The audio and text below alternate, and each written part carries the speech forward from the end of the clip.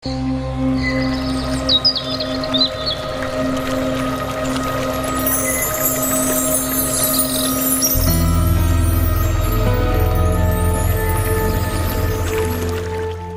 തേനരുവി എന്ന ഈ പ്രോഗ്രാമിലേക്ക് എല്ലാ പ്രേക്ഷകർക്കും സ്വാഗതം. ഇന്നത്തെ ദൈവവചന ചിന്തയ്ക്കായി യോഹന്നാൻ്റെ സുവിശേഷം 7-ാം അധ്യായം അതിൻ്റെ 37-ാം വാക്യം വായിക്കുന്നു. ഉത്സവത്തിൻ്റെ മഹാദിനമായ ഒടുക്കത്തെ നാളിൽ യേശു നിന്നുകൊണ്ട്, ദാഹിക്കുന്നവനെല്ലാം എൻ്റെ അടുക്കൽ വന്ന് കുടിക്കട്ടെ, എന്നിൽ വിശ്വസിക്കുന്നവൻ്റെ ഉള്ളിൽ നിന്ന് തിരുവെഴുത്ത് പറയുന്നത് പോലെ ജീവജലത്തിൻ്റെ നദികൾ ഒഴുകും എന്ന് വിളിച്ചു പറഞ്ഞു. ഉത്സവത്തിൻ്റെ മഹാദിനമായ ഒടുക്കത്തെ നാള്. ഇസ്രായേൽ മക്കൾക്ക് 7 പെരുന്നാളുകളാണ് ആചരിക്കുവാൻ, ഒരു വർഷം നീണ്ടു നിൽക്കുന്ന 7 പെരുന്നാളുകൾ ആചരിക്കുവാനാണ് ദൈവം അവർക്ക് കൊടുത്തിരിക്കുന്ന കൽപ്പന. ലേവ്യ പുസ്തകം 23-ാം അധ്യായത്തിൻ്റെ 3 മുതൽ 34 വരെയുള്ള വാക്യങ്ങളിൽ ഈ 7 പെരുന്നാളുകളെക്കുറിച്ച് പഴയ നിയമത്തിൽ രേഖപ്പെടുത്തിയിട്ടുണ്ട്. പെസഹ പെരുന്നാൾ, പുളിപ്പില്ലാത്ത അപ്പത്തിൻ്റെ പെരുന്നാൾ, ആദ്യഫല കറ്റയുടെ പെരുന്നാൾ, പെന്തക്കോസ്ത് പെരുന്നാൾ, കാഹളധ്വനിയുടെ പെരുന്നാൾ, പാപപരിഹാര പെരുന്നാൾ, കൂടാര പെരുന്നാൾ. ഈ 7 പെരുന്നാളുകളാണ് അവർ തലമുറയായി അവർ ആചരിക്കണം എന്ന് ദൈവം കൽപ്പനയാൽ അവർക്ക് നൽകിയ പെരുന്നാളുകൾ. ഒരു വർഷം നീണ്ടു നിൽക്കുന്ന ഈ പെരുന്നാളുകൾ ആഘോഷങ്ങൾക്കിടയിൽ വിവിധ രാഷ്ട്രങ്ങളിലേക്ക് ചിതറിപ്പോയ യഹൂദന്മാർ വളരെ പ്രതീക്ഷയോടെ, പ്രത്യാശയോടെ അവരുടെ ജന്മനാട്ടിലേക്ക് എത്തും. അങ്ങനെ അവർ അവിടെ വന്ന് താമസിച്ച് ഈ പെരുന്നാളുകളൊക്കെ കൂടി സന്തോഷത്തോടെ, പ്രത്യാശയോടെ അവർ മടങ്ങിപ്പോകും. അതിലേറ്റവും ഒടുവിലത്തെ, ഏറ്റവും പ്രധാനപ്പെട്ട പെരുന്നാളിൻ്റെ പേരാണ് കൂടാരപ്പെരുന്നാൾ. കൂടാരപ്പെരുന്നാളിൽ ഒരാഴ്ച നീണ്ടു നിൽക്കുന്ന ആഘോഷമാണ് അവർ നടത്താറുള്ളത്. ലേവ്യ പുസ്തകം 23-ാം അധ്യായം 34 മുതൽ 40 വരെയുള്ള വാക്യങ്ങൾ എങ്ങനെയാണ് കൂടാരപ്പെരുന്നാൾ ആചരിക്കേണ്ടത് എന്ന് വ്യക്തമായിട്ട് അവിടെ രേഖപ്പെടുത്തിയിട്ടുണ്ട്. ഒരാഴ്ച നീണ്ടു നിൽക്കുന്ന ആഘോഷങ്ങളുടെ ഒടുവിലത്തെ ദിവസം ഈന്തപ്പനയുടെ കുരുത്തോലയും ആറ്റലരികളും തഴച്ചിരിക്കുന്ന വൃക്ഷത്തിൻ്റെ കൊമ്പുകളും ഒക്കെ എടുത്ത് അവർ ദൈവസന്നിധിയിൽ ദൈവത്തെ പാടി സ്തുതിക്കും. ഈ ദിവസങ്ങളിൽ അവർ കൂടാരങ്ങൾ ചമച്ച് ഈ കൂടാരങ്ങളിൽ പാർക്കും. തങ്ങളുടെ പിതാക്കന്മാർ 40 വർഷം മരുഭൂമിയിൽ കൂടെ അലഞ്ഞ കാലഘട്ടങ്ങളിൽ ദൈവം അവരെ കൂടാരങ്ങളിൽ പാർപ്പിച്ചതിൻ്റെ ഓർമ്മ പുതുക്കത്തക്ക നിലയിൽ തലമുറകളെല്ലാം ദൈവത്തെ നന്ദി പറഞ്ഞ് സ്തുതിച്ചുകൊണ്ട് ഈന്തപ്പനയുടെ കുരുത്തോലകളുമൊക്കെയായി ദൈവത്തെ പാടി സ്തുതിക്കും. അങ്ങനെ ആഘോഷങ്ങൾ ഒരാഴ്ച നീണ്ടു നിൽക്കുന്ന ആഘോഷത്തിൻ്റെ ഒടുവിലത്തെ ദിവസം, അതാണ് ഉത്സവത്തിൻ്റെ മഹാദിനമായ ഒടുക്കത്തെ നാൾ. അന്ന് യെരുശലേം ദേവാലയത്തിൽ ഒരു പ്രത്യേക ചടങ്ങുണ്ട്. ആലയത്തിലെ വിശുദ്ധ ഉപകരണങ്ങൾ, സ്വർണം കൊണ്ടും വെള്ളി കൊണ്ടും ഉണ്ടാക്കിയിരിക്കുന്ന യാഗത്തിന് വേണ്ടി ഉപയോഗിക്കുന്ന വിശുദ്ധ ഉപകരണങ്ങളിൽ സ്വർണ്ണ കലശങ്ങളുണ്ട്, കുടങ്ങൾ പണിതു വച്ചിട്ടുണ്ട്. ഒരു പ്രത്യേക ആവശ്യത്തിന് വേണ്ടിയാണ് ഈ സ്വർണ്ണക്കുടങ്ങൾ പണിതു വച്ചിരിക്കുന്നത്. ഉത്സവത്തിൻ്റെ മഹാദിനമായ ഒടുക്കത്തെ നാളിൽ, അവസാനത്തെ ദിവസം, യെരുശലേം ദേവാലയത്തിൻ്റെ വിശുദ്ധ സ്ഥലത്തിരിക്കുന്ന ഈ സ്വർണ്ണക്കുടങ്ങളിൽ ചില കുടങ്ങൾ അവിടുത്തെ മഹാപുരോഹിതന്മാർ പുറത്തെടുക്കുകയും ആ കുടങ്ങളുമായി ആലയത്തിൻ്റെ പുറത്തേക്ക് ചെന്ന് അല്പം ദൂരെയായി പണിതിരിക്കുന്ന ശീലോഹോം കുളത്തിലേക്ക് അവർ ചെന്ന് ഈ സ്വർണ്ണക്കുടത്തിനകത്ത് ശീലോഹോം കുളത്തിലെ വെള്ളം നിറയ്ക്കും. ശീലോഹോം കുളത്തിലെ വെള്ളം നിറച്ച് തിരിച്ച് അവർ ആലയത്തിൻ്റെ മുറ്റത്തേക്ക് വരുമ്പോൾ ആലയത്തിൻ്റെ മുറ്റത്ത് ഒരു താമ്രക്കടൽ പണിത് വെച്ചിട്ടുണ്ട്. താമ്രക്കടൽ, താമ്രത്തൊട്ടി, താമ്രക്കടൽ എന്നൊക്കെയാണ് അതിനെ വിളിക്കുന്നത്. യാഗം കഴിക്കുന്ന പുരോഹിതന്മാർക്ക് ശുദ്ധീകരണം നടത്തുവാനായി ജലം സംഭരിച്ചു വച്ചിരിക്കുന്ന ജലസംഭരണിയുടെ പേരാണത് താമ്രത്തൊട്ടി, അല്ലെങ്കിൽ താമ്രക്കടൽ. 12 കാളകളുടെ പുറത്താണ് അവയെ പണിത് വച്ചിരിക്കുന്നത്. താമ്രം കൊണ്ട് പുറത്തോട് പുറം തിരിഞ്ഞു നിൽക്കുന്ന 12 കാളകൾ, 4 ദിക്കിലേക്കും 3 കാളകൾ വീതമാണ് തിരിഞ്ഞു നിൽക്കുന്നത്. ഈ കാളകളുടെ മുകളിലാണ് ഈ തൊട്ടി പണിത് വച്ചിരിക്കുന്നത്. ആ തൊട്ടിയിൽ വെള്ളം അല്പമെങ്കിലും ഒഴിച്ചാൽ അത് നേരെ കാളകളുടെ വയറ്റിലെത്തുകയും ആ കാളകളുടെ വയറ്റിലെത്തുന്ന വെള്ളം കാളകളുടെ വായിൽ കൂടെ, തുറന്നിരിക്കുന്ന വായിൽ കൂടെ പുറത്തേക്ക് ഒഴുകുകയും ചെയ്യും. അങ്ങനെയാണ് അതിൻ്റെ നിർമ്മാണ ക്രമീകരണമെന്നാണ് നമുക്ക് മനസ്സിലാക്കുവാൻ, പഠിക്കുവാൻ കഴിയുന്നത്. പുരോഹിതന്മാർ ശിലോഹം കുളത്തിൽ നിന്ന് കോരിക്കൊണ്ടുവരുന്ന ഈ വെള്ളം ഈ കാളകളുടെ പുറത്തു വച്ചിരിക്കുന്ന തൊട്ടിയിൽ, താമ്ര തൊട്ടിയിൽ ഒഴിക്കുമ്പോൾ ഇത് കാളകളുടെ വയറ്റിൽ ചെന്ന് തുറന്നിരിക്കുന്ന വായിൽ കൂടെ പുറത്തേക്ക് ഒഴുകും. അപ്പോൾ അവിടെ കൂടിയിരിക്കുന്ന യഹൂദന്മാർ ഓടി ചെന്ന് ഈ ഒഴുകി വരുന്ന വെള്ളം അവർ പിടിച്ചു കുടിക്കുകയും അവരുടെ ശുദ്ധീകരണത്തിന് വേണ്ടിയും വീട്ടിലേക്ക് ശേഖരിച്ചു കൊണ്ടുപോകാനൊക്കെ അവർ ഉപയോഗിക്കും. വളരെ പവിത്രമായ ഒരു ചടങ്ങായിട്ട് അവരിതിനെ കാണും. അതാണ് ഏറ്റവും ഒടുവിലത്തെ ദിവസം യെരുശലേം ദേവാലയത്തിൽ നടക്കുന്ന ചടങ്ങ്. പുരോഹിതന്മാർ ഈ കുടത്തിൽ ഈ വെള്ളം കോരി ഒഴിച്ച് ആ വെള്ളം കുടിച്ച് തൃപ്തി അടയുന്നത് കണ്ട് ഈ കാഴ്ച കാണുവാൻ നമ്മുടെ കർത്താവ് വന്ന് നിൽക്കുകയാണ്. യേശു പെരുന്നാൾ കൂടാൻ യെരുശലേം ദേവാലയത്തിൽ എത്തിയപ്പോൾ ഉത്സവത്തിൻ്റെ മഹാദിനമായ ഈ ചടങ്ങ് നടക്കുന്ന ഒടുവിലത്തെ ദിവസം ഈ ചടങ്ങ് മാറി നിന്ന് വീക്ഷിക്കുന്ന ഒരു ചിത്രം എൻ്റെ മനസ്സിൽ വളരെ സന്തോഷം നൽകി. നമുക്കറിയാം, എല്ലാ പെരുന്നാളുകളും എല്ലാ യാഗങ്ങളും ചെന്ന് നിൽക്കുന്നത് ക്രിസ്തു എന്ന പൂർണ്ണതയിലേക്കാണെന്ന് നമുക്കറിയാം. അപ്പോൾ ഇത് കാണുവാൻ ആരെയാണോ ഈ പെരുന്നാളുകൾ സൂചിപ്പിക്കുന്നത്, ആരെയാണോ യാഗങ്ങൾ സൂചിപ്പിക്കുന്നത്, ആ പൂർണ്ണനായവൻ വന്ന ആ ചടങ്ങുകൾ കണ്ട് അത് വീക്ഷിച്ചു നിൽക്കുന്ന ആ കാഴ്ച എത്ര ഹൃദ്യമാണ് പ്രിയപ്പെട്ടവരെ. ഒരു കട കാണുവാൻ ഒരു പൂമരം തന്നെ വന്ന് നിന്നാൽ എത്ര ഹൃദ്യമാണോ അത്രത്തോളം ഹൃദ്യമായ ഒരു കാഴ്ചയാണ് ആ യെരുശലേം ദേവാലയത്തിൻ്റെ മുന്നിൽ എത്തപ്പെട്ട ഒരു പ്രതീതി. ഈ ഭാഗം വായിച്ചപ്പോൾ എൻ്റെ മനസ്സിലേക്ക് ഓടി വന്ന് ഞാൻ ദൈവത്തിന് സ്തോത്രം ചെയ്യുകയാണ്. ഈ കാഴ്ച കണ്ടുകൊണ്ട് നിൽക്കുമ്പോൾ യേശു കർത്താവ് അവിടെ ഒന്ന് ഉറക്കെ വിളിച്ചു പറയുന്ന വാക്യമാണ് നമ്മൾ വായിച്ചത്. ദാഹിക്കുന്നവനെല്ലാം എൻ്റെ അടുക്കൽ വരട്ടെ, എന്നിൽ വിശ്വസിക്കുന്നവൻ്റെ ഉള്ളിൽ നിന്ന് തിരുവെഴുത്ത് പറയുന്നത് പോലെ ജീവജലത്തിൻ്റെ നദികൾ ഒഴുകും. കർത്താവ് പറയുകയാണ് ഒരു യാഥാർത്ഥ്യം. എന്നിൽ നിങ്ങൾ വിശ്വസിക്കുക. എന്നിൽ വിശ്വസിച്ചാൽ ഇതുപോലെ വർഷം വർഷം ചടങ്ങുകൾ വെച്ച്, പെരുന്നാളുകൾ വെച്ച് ആരും നിങ്ങളുടെ ഉള്ളിലേക്ക് ഇതുപോലെ കോരി ഒഴിക്കേണ്ട കാര്യമില്ല. നിങ്ങൾ എന്നിൽ വിശ്വസിച്ചാൽ നിങ്ങളുടെ ആത്മദാഹം മാറുന്ന ഒരു നദി നിങ്ങളുടെ ഉള്ളിൽ നിന്ന് പുറത്തേക്ക് ഒഴുകും. എത്ര വലിയ പ്രത്യാശയുടെ വാക്കുകളാണ് യേശു കർത്താവ് പറയുന്നത്. ആത്മദാഹം അനുഭവിക്കുന്ന, ആത്മീകമായി വരൾച്ച അനുഭവിക്കുന്ന ഒരു ദൈവ പൈതലിന്, ഒരു സാധാരണ മനുഷ്യന് ജീവിതത്തിൻ്റെ പ്രതിസന്ധികളിൽ, പ്രതികൂലങ്ങളിൽ അവനെ പ്രത്യാശയുള്ളവനാക്കി ഭാവിയെക്കുറിച്ച് സ്വപ്നം കാണത്തക്ക നിലയിൽ ഏറ്റവും ആശ്വാസകരമായ ഒരു വാക്കുകളാണ് എന്നിൽ വിശ്വസിക്കുന്നവൻ്റെ ഉള്ളിൽ നിന്ന് തിരുവെഴുത്ത് പറയുന്നത് പോലെ ജീവജലത്തിൻ്റെ നദികൾ ഒഴുകും. യേശു കർത്താവ് പറയുന്നു, എന്നിൽ വിശ്വസിക്കുന്നവൻ്റെ ഉള്ളിൽ നിന്ന് ആണത് പുറത്തേക്ക് ഒഴുകുന്നത്. ഇന്ന് സാധാരണ പുറത്തു നിന്ന് ആ നദി ഉള്ളിലേക്ക് ഒഴുക്കുവാനുള്ള ടെക്നിക്കുകളും അതിനുള്ള സൂത്രവാക്യങ്ങളും ഒക്കെ പലരും ആരാഞ്ഞറിയുന്നുണ്ട്, പലരും അത് പഠിപ്പിച്ചു കൊടുക്കുന്നുണ്ട്. എന്നാൽ യേശു കർത്താവ് ഇവിടെ പറയുകയാണ്, എന്നിൽ വിശ്വസിച്ചാൽ ഇനി പുറത്തുനിന്ന് അകത്തേക്കല്ല അത് ഒഴുകേണ്ടത്, നിങ്ങളുടെ ഉള്ളിൽ തന്നെ ഒരു നദി ഫോം ചെയ്ത് കഴിഞ്ഞിരിക്കുക. ഒരു നദി അവിടെ പുറപ്പെടാൻ തയ്യാറായി നിൽക്കുക. അത് പുറത്തേക്ക് ഒഴുകും. ഹല്ലേലൂയ. കോരഹപുത്രന്മാർ 46-ാം സങ്കീർത്തനത്തിൽ പറയുന്നു ഇങ്ങനെയാണ്, ദൈവം നമ്മുടെ സങ്കേതവും ബലവുമാകുന്നു, കഷ്ടങ്ങളിൽ അവൻ ഏറ്റവും അടുത്ത തുണ. താഴേക്ക് പറഞ്ഞിട്ട് അവർ പറയുകയാണ്, ഒരു നദിയുണ്ട്, അതിൻ്റെ തോടുകൾ ദൈവനഗരത്തെ, അത്യുന്നതൻ്റെ വിശുദ്ധ നിവാസത്തെ തന്നെ സന്തോഷിപ്പിക്കുന്നു. ദൈവം അതിൻ്റെ മധ്യമുണ്ട്, അത് കുലുങ്ങിപ്പോകയില്ല. ദൈവം അധികാലത്ത് അതിനെ സഹായിക്കും. ഒരു നദിയുണ്ട്, അതിൻ്റെ തോടുകളുമുണ്ട്. യേശു കർത്താവ് പറയുന്നു, എന്നിൽ വിശ്വസിക്കുന്നവൻ്റെ ഉള്ളിൽ ഒരു നദിയുണ്ട്. കോരഹപുത്രന്മാർ പറയുന്നു, ദൈവം സങ്കേതമായിരിക്കുന്ന, കഷ്ടമനുഭവിക്കുന്ന ഒരു ദൈവ പൈതലിന് ഒരു നദിയുണ്ട്, അവനെ ആശ്വസിപ്പിക്കുന്ന നദി, ദൈവം സഹായിക്കുന്ന നദി, അധികാലത്ത് ദൈവത്തിൻ്റെ സഹായം എത്തുന്ന നദി, ദൈവനഗരത്തെ സന്തോഷിപ്പിക്കുന്ന നദി. ഏതാണ് ഈ നദി? നാം ദൈവനഗരം, അത്യുന്നതൻ്റെ വിശുദ്ധ നിവാസം എന്നൊക്കെ പഠിക്കുമ്പോൾ നമുക്ക് മനസ്സിലാക്കാൻ കഴിയുന്നത് അത് യെരുശലേമാണ്. ഭൂമിയിൽ ദൈവനഗരം എന്ന് പേര് കൊടുക്കാൻ പറ്റുന്ന ഒരു സ്ഥലമേ ഉള്ളൂ. അത് ദൈവത്തിൻ്റെ ആലയം പണിതിരുന്ന ആ മോറിയ മല സ്ഥിതി ചെയ്യുന്ന യെരുശലേം പട്ടണമാണ്. ഒരു പർവ്വതത്തിൻ്റെ മുകളിൽ പണ്ട് അബ്രഹാം തൻ്റെ മകനെ യാഗം കഴിച്ച സ്ഥലമാണ് യെരുശലേം ദേവാലയം സ്ഥിതി ചെയ്ത സ്ഥലം. ഇന്നവിടെ അവർക്ക് ദേവാലയമില്ല.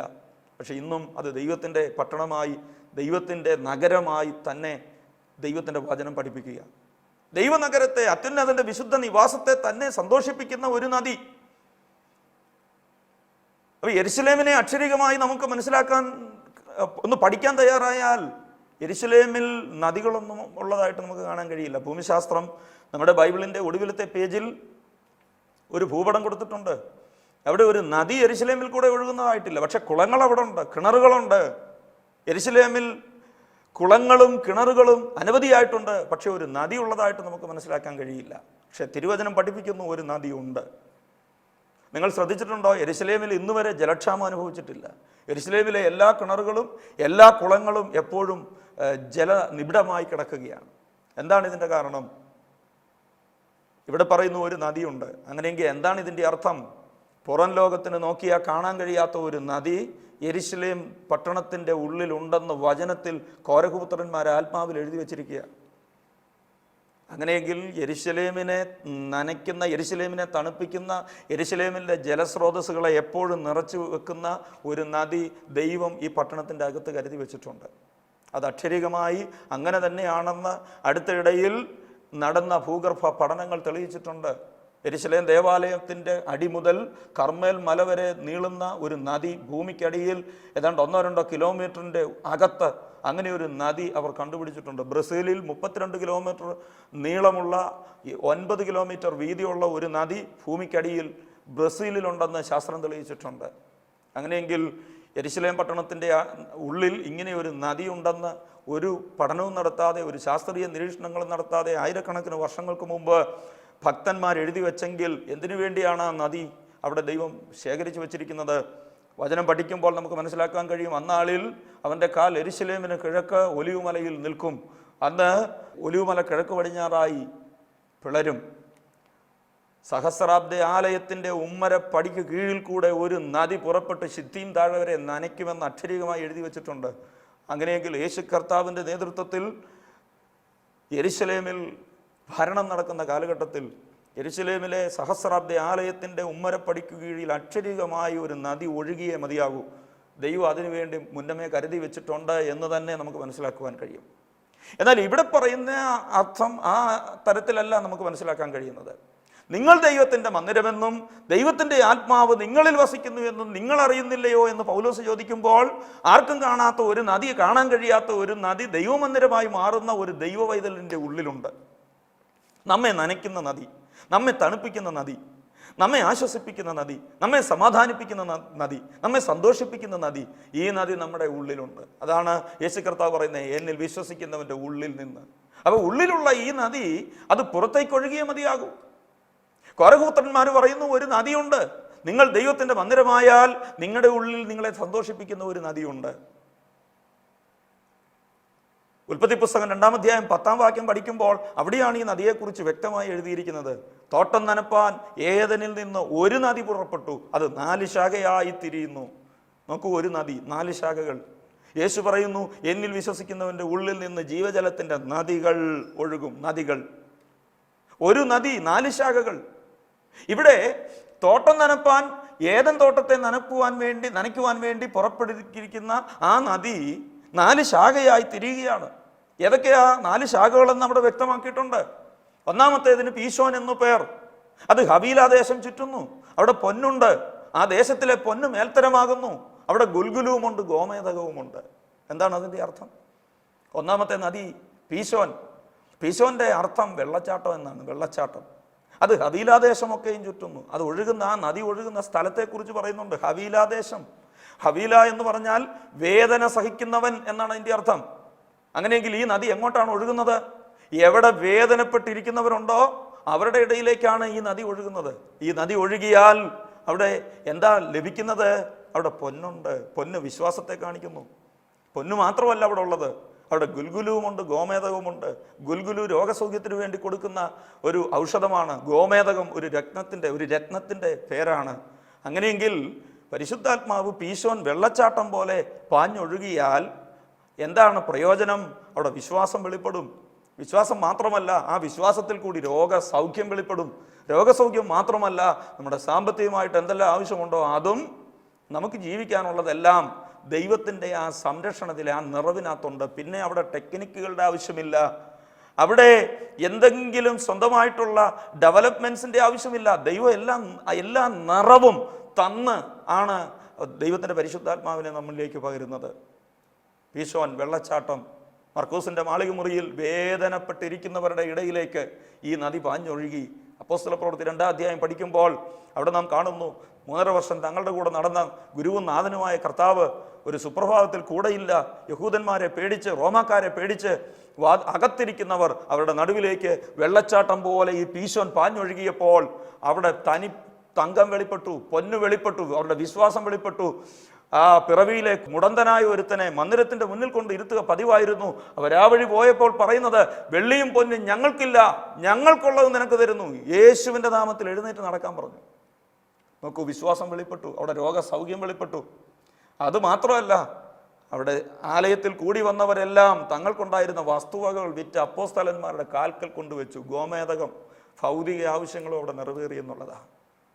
2-ാം നദിക്ക് ഗീഹോൻ എന്നാണ് കൊടുത്തിരിക്കുന്നത്. 2-ാം നദിയുടെ പേര് ഗീഹോൻ. എന്താണ് ഗീഹോൻ എന്ന പദത്തിന്റെ അർത്ഥം? അമേസിംഗ് ഗ്രേസ് എന്നാണ് ഗീഹോന്റെ അർത്ഥം. അമേസിംഗ് ഗ്രേസ്, ആശ്ചര്യ കൃപ, അമിത കൃപ, അർഹിക്കാത്ത കൃപ.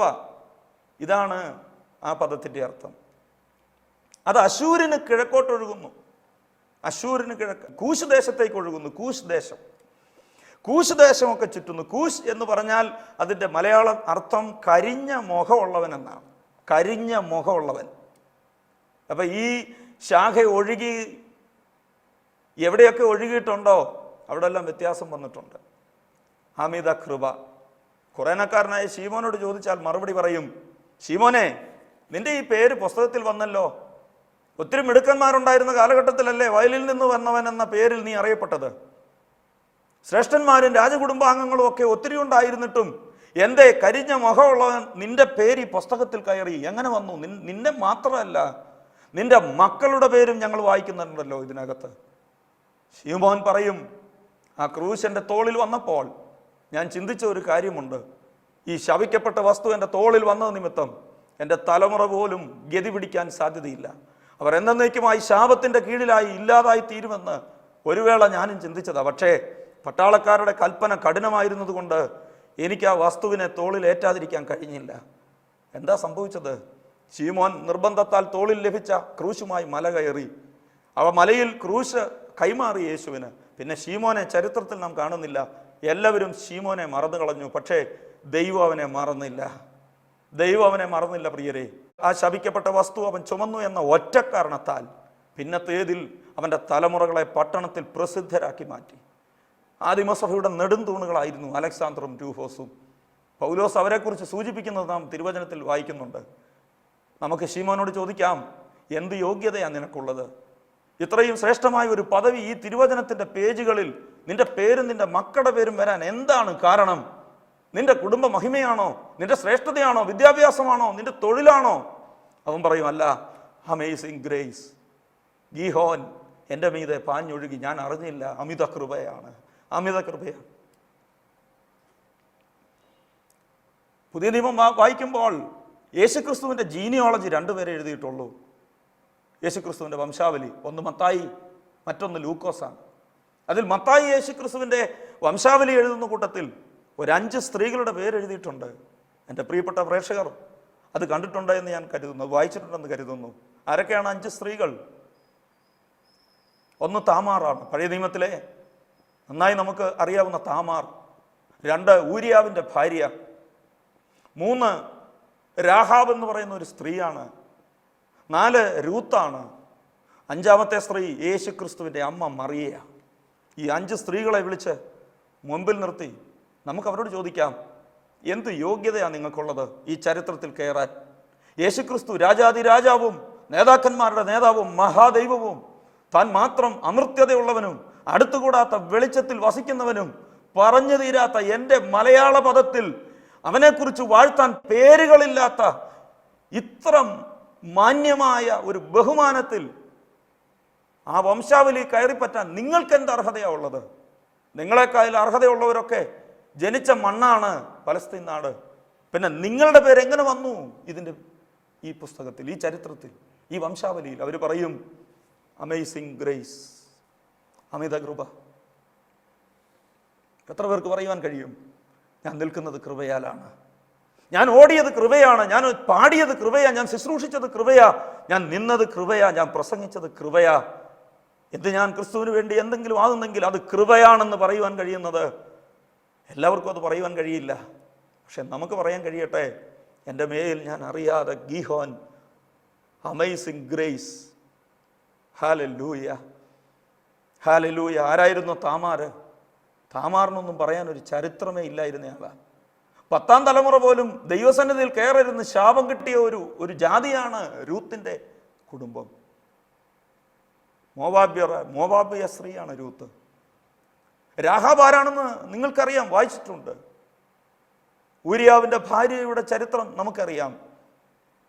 ഒരു കുറുപ്രാവിനെ പോലും ദൈവസന്നിധിയിൽ കൊണ്ട് കൊടുക്കാനില്ലാത്ത ദരിദ്രയിൽ ദരിദ്രയായ സാധാരണക്കാരിയായ ഒരു സ്ത്രീയായിരുന്നു യേശുവിൻ്റെ അമ്മ മറിയ. രാജകൊട്ടാരങ്ങളും രാജാക്കന്മാരുടെ ഭാര്യമാരും രാജകുമാരിമാരും ഒക്കെയുള്ള ആ കാലഘട്ടത്തിൽ എന്തേ ദരിദ്രയിൽ ദരിദ്രയായ ഒരു സ്ത്രീയെ ഭൂമിയിലേക്ക് വരുവാനായി കർത്താവ് തിരഞ്ഞെടുത്തു. കൃപയാണ്, കൃപയാണ്, കൃപയാണ്. എത്ര പേർക്ക് എന്നോട് ചേർന്ന് പറയാൻ കഴിയും? ഇതും കൃപയാണ്. 2ാം നദിക്ക് ഗീഹോൻ എന്ന് പേർ. 3ാം നദിക്ക് ഹിദ്ദേക്കൽ എന്ന് പേർ. ഹിദ്ദേക്കൽ ഉഗ്രശബ്ദം, ഉഗ്രശബ്ദം എന്നാണ് അതിൻ്റെ പേര്. അത് അശൂരിന് കിഴക്കോട്ട് ഒഴുകുന്നു. അശൂരിന് കിഴക്ക്. അശൂർ എന്ന് പറഞ്ഞാൽ അതിൻ്റെ അർത്ഥം നന്നായി നടക്കുന്നവൻ എന്നാണ്. ഉഗ്രശബ്ദത്തോടെ നാം ആത്മാവിൽ ആരാധിക്കുമ്പോൾ നടപ്പ് നന്നാക്കണമെന്ന് വചനം പഠിപ്പിക്കുന്നു. നടപ്പ്. പുരോഹിതന് വസ്ത്രം തയ്ക്കുവാൻ കൽപ്പന കൊടുത്തപ്പോൾ മാർപ്പതക്കം, ഉള്ളങ്കി, നടുക്കെട്ട്, തലയിലെ മുടി, ഇതെല്ലാം കൂടെ പുരോഹിതന്മാരുടെ വസ്ത്ര സംവിധാനത്തിൽ ഏറ്റവും പുറത്തെ വസ്ത്രമായിരുന്നു ഏഫോദ്. ആ ഏഫോദിൻ്റെ വിളിമ്പിൽ ഒരു പൊന്മണി തയ്ച്ചു പിടിപ്പിക്കണം. പല പൊന്മണിയും തയ്ച്ചു പിടിപ്പിക്കണം. പക്ഷേ പൊന്മണി മാത്രം പോരാ, ഒരു മാതളപ്പഴം കൂടെ ചേർത്ത് പിടിപ്പിക്കാൻ പഴയ നിയമ പുറപ്പാട് പുസ്തകങ്ങളിൽ മോശയ്ക്ക് ദൈവം കൽപ്പന കൊടുക്കുകയാണ്. ഒരു പൊന്മണി, ഒരു മാതളപ്പഴം, ഈ ഏഫോദിന്റെ വിളിമ്പിൽ ഇത് രണ്ടും ബാലൻസ് ചെയ്ത് നിൽക്കണം. എന്താണ് അതിൻ്റെ അർത്ഥം? എപ്പോഴും മണി കിലുങ്ങുന്ന പോലെ കിലുങ്ങിക്കൊണ്ട് നടക്കേണ്ടവരല്ല പുരോഹിതന്മാർ. അവർ ഫലം പുറപ്പെടുവിക്കുന്നവരാകണം. ആത്മാവിൽ നാം ദൈവത്തെ സ്തുതിക്കുമ്പോൾ, അന്യഭാഷയിൽ ആരാധിക്കുമ്പോൾ അതിൻ്റെ ഫലം കൂടെ പുറപ്പെടുവിക്കാൻ കഴിയുന്നില്ലെങ്കിൽ വെറും കിലുക്കമായി മാത്രം അവശേഷിക്കും. അതുകൊണ്ടാണ് അപ്പോസ്തല പ്രവൃത്തികളുടെ പുസ്തകത്തിൽ അവരെല്ലാവരും അന്യഭാഷയിൽ സംസാരിച്ചു എന്ന് എഴുതിയിരിക്കുന്നിടത്ത് കൊടുത്തിരിക്കുന്ന പദം ഗ്ലോസ ലാലിയോ എന്ന ഗ്രീക്ക് വേർഡ. മണിയുടെ നാവ് ഇല്ലെങ്കിൽ മണിയുടെ കിലുക്കം, ശബ്ദം എന്നാണ്. കിലുക്കം എല്ലാവർക്കും ഇഷ്ടമാണ്, പക്ഷേ ഫലം കായ്ക്കുന്നുണ്ടോ? പരിശുദ്ധാത്മാവിൻ്റെ ഈ നദി നമ്മിൽ ഒഴുകിയാൽ നിശ്ചയമായും നാം ഫലം കായ്ക്കുന്നവരായിരിക്കും. 4ാം നദിക്ക് ഫ്രാത്ത് എന്നു പേര്. ഫ്രാത്ത് എന്ന് പറഞ്ഞാൽ ഫലവത്തായ താഴ്വര എന്ന. അത് ഒഴുകുന്ന സ്ഥലം പറഞ്ഞിട്ടില്ല, എങ്ങോട്ട് വേണമെങ്കിലും ഒഴുകാം, എവിടെ വേണമെങ്കിലും ഒഴുകാം. എന്നിൽ വിശ്വസിക്കുന്നവൻ്റെ ഉള്ളിൽ നിന്ന് അത് തിരുവെഴുത്ത് പറയുന്നത് പോലെ ഒഴുകും.